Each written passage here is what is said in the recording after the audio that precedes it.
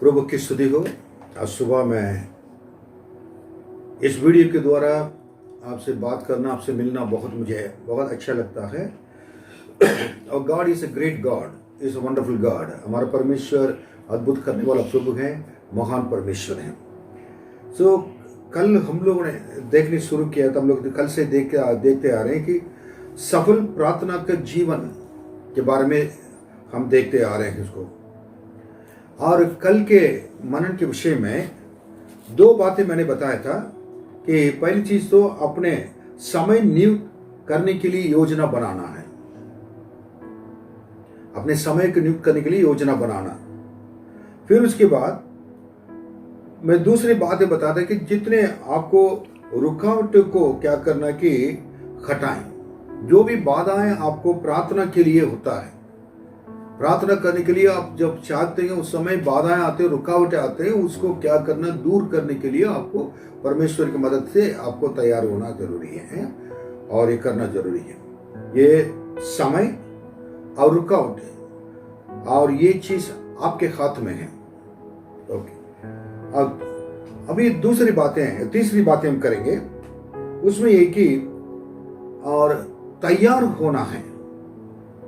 पहले समय को क्या करना है, समय नियुक्त करने के लिए योजना बनाना। नंबर 1 मतलब सफल प्रार्थना के जीवन के लिए आप अगर सचमुच में एक अपने प्रार्थना के जीवन के द्वारा सफलता प्राप्त करने के लिए एक अच्छा योद्धा बनने के लिए चाहते हैं, तो प्रार्थना करने वाला अगर बनना चाहेंगे तो आपको पहली चीज तो क्या है, अपने समय को और नियुक्त करने के लिए योजना बनाना, नियुक्त करना पड़ेगा। दूसरा, रुकावटों को हटाएं। जब बाधाएं आपको प्रार्थना के लिए आते हैं और उसको दूर करना है। आप कल के मैसेज में आपको अगर पूरे उसको मैंने उसके लिए पूरा एक्सप्लेन किया है, इसका विवरण दिया है। अब क्या है कि तीसरी बातें क्या कि तैयार होना है। कैसे? निर्गमन की किताब 34वां अध्याय 2 वचन हम पढ़े सुनेंगे। सवेरे तैयार रहना और भोर को सीने पर्वत पर चढ़कर उसकी चोटी पर मेरे सामने खड़ा होना। परमेश्वर ने मूसा को ये कहा था कि मैं तुमसे बात करना चाहता हूं, क्योंकि पहली बार मूसा को जो गया था सीना पर्वत पर चढ़कर, परमेश्वर ने अपने उनको जो तख्ती बनाकर उसमें लिखकर 10 आज्ञा उन्होंने दिया था। उसको नीचे लाते हुए क्या उसको तोड़ दिया था उसने। फिर परमेश्वर ने क्या था कि उसको गुनाह को तो माफ कर लिया। अब प्रभु ने उनसे कहा अब क्या करना है ना, तुम सुबह उठकर तैयार रहना है और तैयार होकर तुम भोर को सीने पर्वत पर चढ़कर और उसकी चोटी पर एकदम ऊंचे जगह पर जाकर मेरे सामने ना खड़ा होना है। जगह पर देखिए कितनी एक बड़ी बात है। परमेश्वर के सामने आकर प्रार्थना करने के लिए पहले की तैयारी को परमेश्वर कह रहे हैं। पहले तुमको क्या करना है कि सुबह उठना है, उसके बाद तैयार करना है और उसके बाद क्या करना है कि तुमको चलना है। फिर उसके बाद सीनै पर्वत पर क्या करना, सीनै पर्वत पर तो आपको चढ़ना है और एकदम ऊंचे कुछ चोटी पर क्या है पहुंचना है और परमेश्वर के सामने जाकर खड़ा होना है।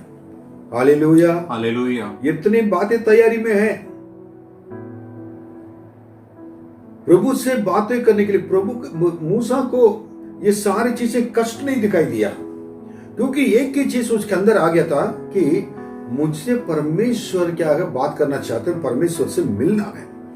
वो परमेश्वर के बिना रह नहीं सकता था, पर इसलिए उसने क्या कि परमेश्वर को कहते कि आना कहने के बाद उसको सुबह उठने के लिए ताकत और सामर्थ्य आ गया, क्योंकि इतना परमेश्वर से प्रेम करता था। और उसके बाद तो उन्हें तैयार होने के लिए बहुत जल्दी से जल्दी तैयार होता था, क्योंकि परमेश्वर से प्रेम करता था। और भोर के समय उठकर जाता था और रात देखा नहीं है, दिन देखा नहीं है, सुबह उठकर वो जाने लगा। ये कारण परमेश्वर का प्रेम है, परमेश्वर से प्रेम करता था। फिर सीनै पर्वत पर चढ़ना आसान बात नहीं है। पर्वत पर चढ़ना कष्ट तो हो रहा होगा, लेकिन परमेश्वर से जो जितना प्रेम किया, परमेश्वर के प्रेम ने सारे कष्टों को उसको भुला दिया है। और उसके बाद चढ़कर चढ़कर चढ़कर चढ़कर ऊंचे और चोटी पर चला गया पहाड़ के, और वो जहां पर चला गया था। परमेश्वर से प्रेम करने वाले लोग हैं और परमेश्वर को पाने के लिए पहाड़ पे और चोटी पर भी जा सकता है, वहां तक पहुंच सकता है। हालेलुया। फिर उसके बाद उसने क्या किया, और परमेश्वर के सामने जाके खड़ा रहना, परमेश्वर के सामने खड़ा रहना। इसका मतलब वो पहुंचने के बाद धन परमेश्वर के पास जगह पर जाके खड़े रहेंगे, परमेश्वर उनके दिखाई देंगे। जब उधर से वापस आया, परमेश्वर के 10 आज्ञा को लेकर वापस आया। आपको मालूम है कितनी की बड़ी बात तैयारी है। और उसके बाद भजन संहिता 108:1 ये भी देख लीजिए, उसमें क्या लिखा है। हे परमेश्वर, मेरा हृदय स्थिर है, मैं गाऊंगा, मैं अपनी आत्मा से भी भजन गाऊंगा। देखिए, हे परमेश्वर,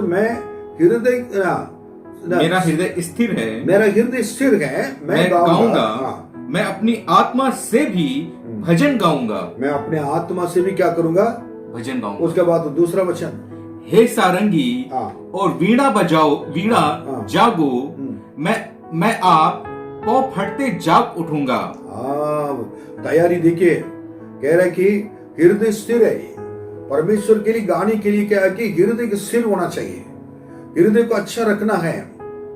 और कह रहा है कि उसके बाद अपने आत्मा को कह रहा है कि ना वो स्थिर रखना है। इसके मतलब आत्मा, प्राण, शरीर को क्या करना कि अपने मन को आपने क्या करना, स्थिर रखना है और उसको पवित्र रखना है, उसको तैयार करना है। कलीसिया में आने के लिए आप पहले से क्या करना, शनिवार के दिन ही तैयार होना जरूरी है।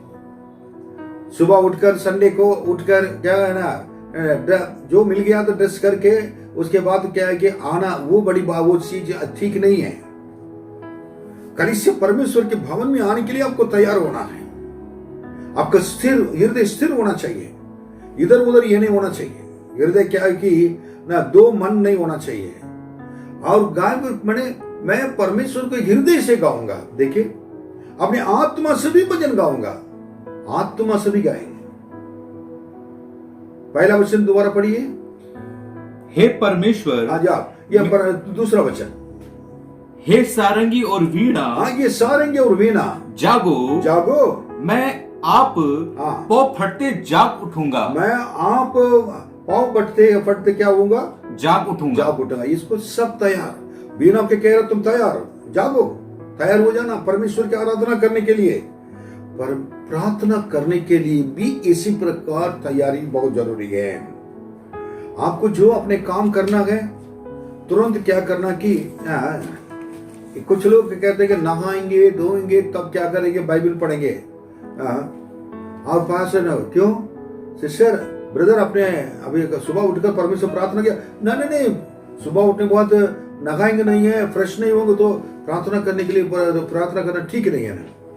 मैंने उनसे एक सवाल पूछा, ये बताइए प्रभु यीशु मसीह रात में आएंगे, सुबह आएंगे, हो सकता है उस समय क्या प्रभु यीशु ना आपको ले जाने के लिए, कलीसिया को ले जाने के लिए, आपको ले जाने के लिए आ रहे हैं, रहस्य आगमन होगा यीशु का। तब प्रभु जी थोड़ा वेट करिए, मैं जाकर नहा के आ जाऊंगा, नहा के आ जाऊंगी। हर वक्त तैयार रहना जरूरी है। ये कह नहीं पाएंगे, हर वक्त तैयार रहना जरूरी है। आपके आत्मा तैयार रहना, शरीर तैयार रहना है, प्रार्थना के साथ रहना है। दाऊद कहता है कि मैं रात में अपने बिछोने पर क्या है, प्रार्थना के साथ रहता हूं, आत्मा में जागता रहता हूं। सारंगी, वीणा, आत्मा और मेरे हृदय सब तैयार हो जाओ परमेश्वर का। आपको अपने समय को सही तरह रख के क्या करना कि आपको अपने आप को तैयारी करने के लिए करना। आप जितना अपने काम करेंगे, आप फ्रेश होगे, सब कुछ सारी चीजें जल्दी कर लीजिए। करने के बाद अपने समय निकालिए, निकाल कर आकर क्या करना कि प्रार्थना आपके लिए बैठे।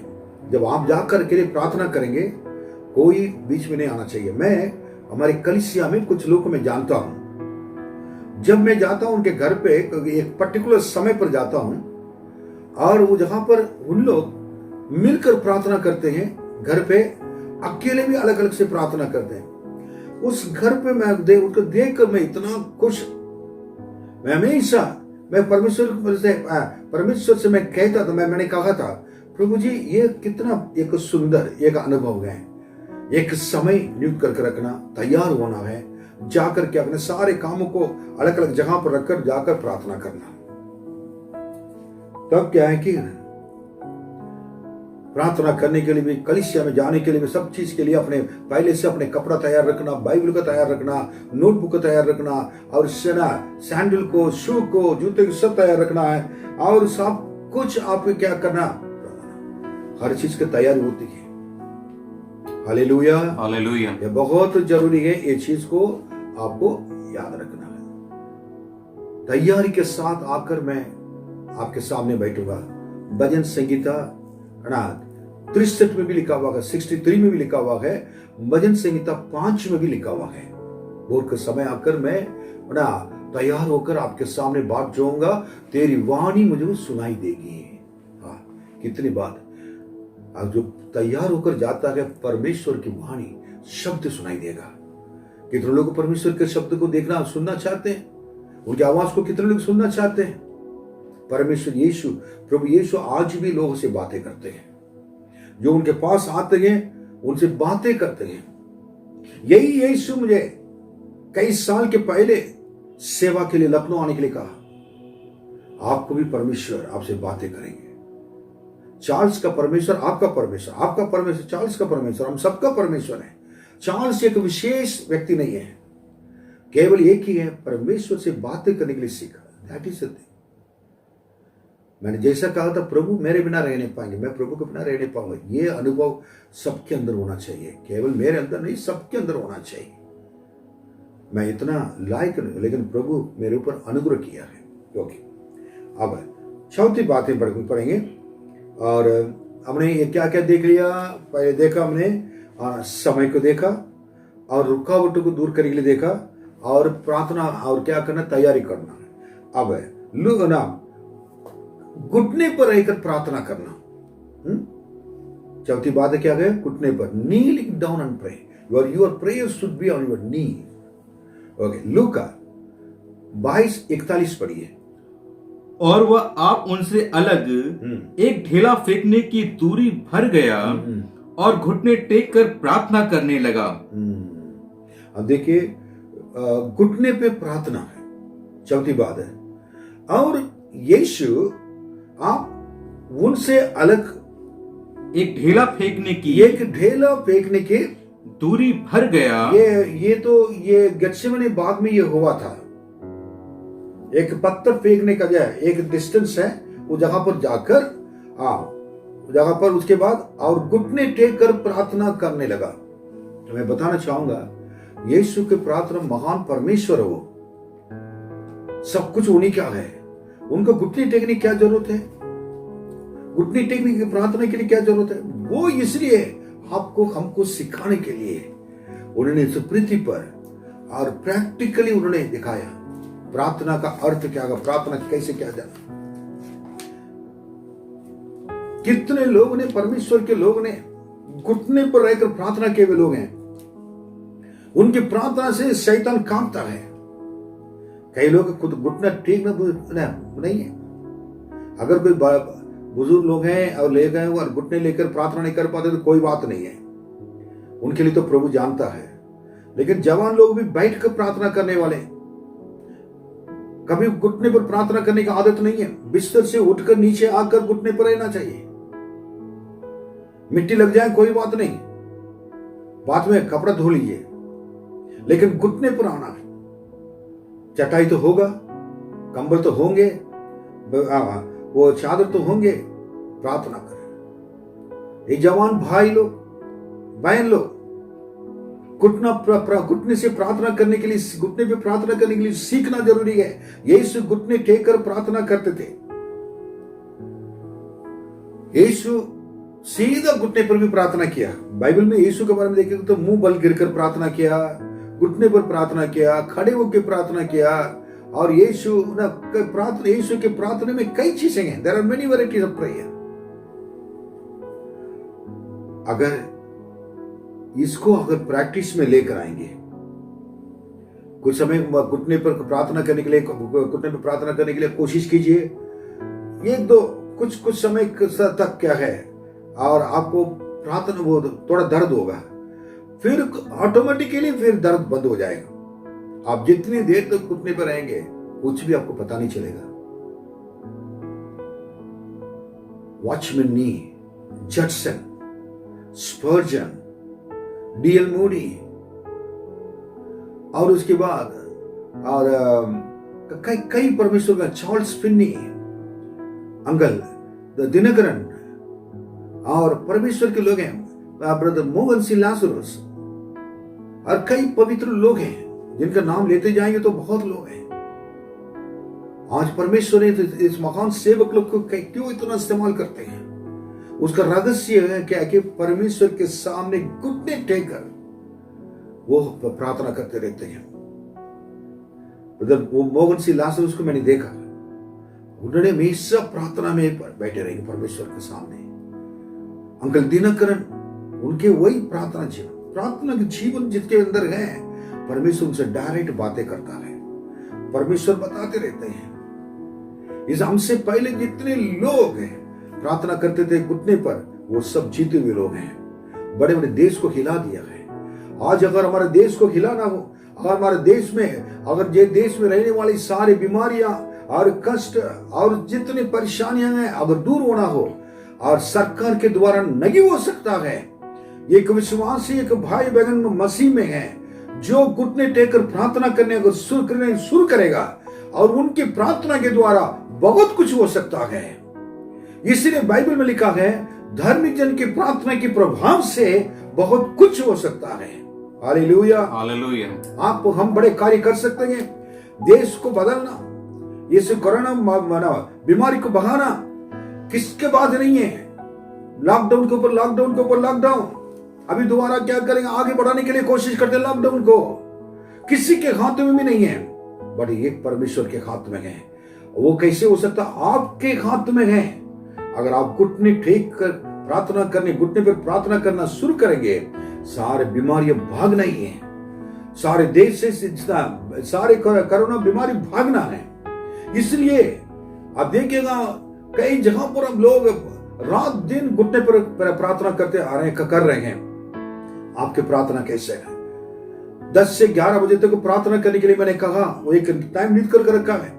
कितने लोग इस चीज को करते आ रहे हैं? मैं विश्वास करता हूं सारे लोग कर रहे हैं। अपने समय को निकालकर 10 बजे घुटने पर आ जाइए, 11 बजे तक आंसू बहाकर प्रार्थना कीजिए। इस प्रार्थना के विषय को भी मैंने भेजा है, पढ़िए प्रार्थना करना। और समय जाकर इधर खेलना उधर खेलना, आपको वो 10 बजे आ रहा है, 10 बजे के पहले आपको क्या करना कि सारे काम पूरा करना है। 10 बजे तक क्या काम पूरा करके जल्दी से 10 बजे से 11 बजे तक प्रार्थना करिए। हम लोग आपके साथ प्रार्थना में रहेंगे। हम सब अपने घर पे प्रार्थना करेंगे। उस प्रार्थना के घुटने पर जो प्रार्थना करेंगे, उस घुटने की प्रार्थना के द्वारा परमेश्वर बड़े बड़े कार्य कर सकता है। आमीन। और उसके बाद प्रार्थना में तो यह है कि लेट कर प्रार्थना करना, तकिया रख के प्रार्थना करना। आप बूढ़े नहीं है, स्टाइलिश प्रार्थना, पैर के ऊपर पैर डालकर ऐसे प्रार्थना करना।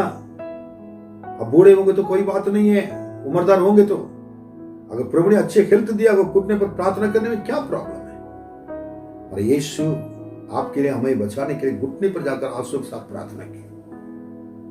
Hallelujah, hallelujah. मैं बोल रहा हूं, कोई किसी को अगर टेस्ट लगेगा दिल में, क्षमा करना है, लेकिन सच बात बोल रहा हूं। जब आपके जीवन में घुटने की प्रार्थना नहीं होगी, घुटने पर प्रार्थना करना नहीं सीखा है, कि आपके बच्चों को भी सिखाएं।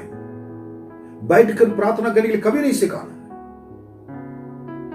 घुटने पर रहने वाले, आज भी मैं घुटने पर रहकर प्रार्थना करता हूं, मेरा परमेश्वर की महिमा करता हूं। आमेन। ओके। और 5वां बात है, वो चीज सबसे प्रार्थना करना।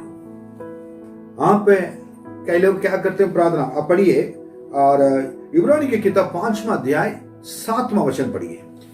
यीशु ने अपनी देह में रहने के दिनों में यीशु ने अपने देह में रहने के दिनों में ऊंचे शब्द से पुकार पुकार कर ऊंचे शब्द से पुकार पुकार कर और आंसू बहा बहा कर उससे जो उसको मृत्यु से बचा सकता था, जो उसकी मृत्यु से बचा सकता था, प्रार्थना और विनती की और भक्ति के कारण उसकी सुनी गई।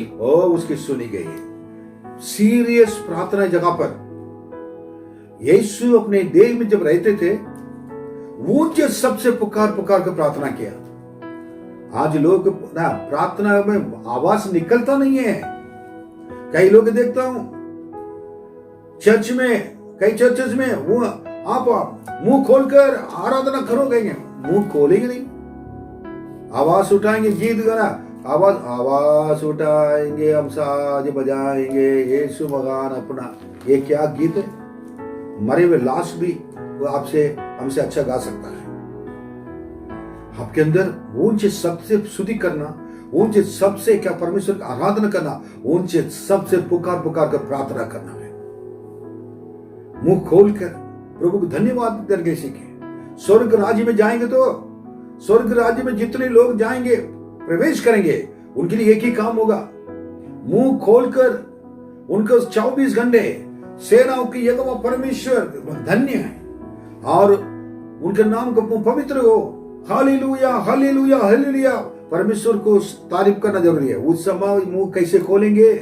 इस संसार में रहते हुए प्रभु यीशु मसीह के लिए, परमेश्वर के लिए, अगर उनके वचन के लिए, उनको स्तुति करने के लिए, प्रार्थना करने के लिए अगर मुंह नहीं खोल पाएंगे तो, ऊंचे सबसे प्रार्थना नहीं कर पाएंगे तो, स्तुति नहीं कर पाएंगे तो, बाइबल नहीं पढ़ पाएंगे तो, आखिरी में कहा स्वर्ग राज्य में जाकर हम क्या कर पाएंगे?